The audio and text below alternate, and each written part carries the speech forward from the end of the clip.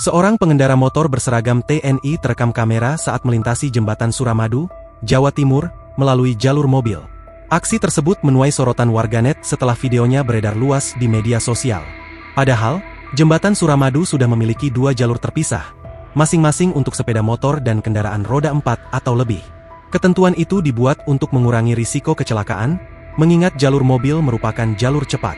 Jalur di Suramadu itu sudah jelas, ada untuk motor dan mobil, ujar Kasat Lantas Polres Bangkalan, AKP I Gusti Bagus Krisna Fuadi, Minggu, 20 Juli 2025. Fuadi mengingatkan bahwa seluruh pengendara, tanpa terkecuali, wajib menaati rambu lalu lintas yang telah dipasang sebelum memasuki jembatan.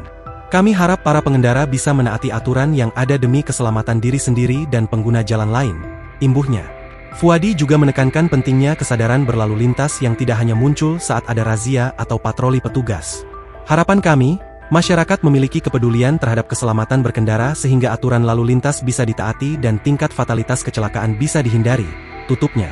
Hingga saat ini, belum ada keterangan resmi dari pihak TNI terkait pengendara berseragam yang terekam dalam video tersebut.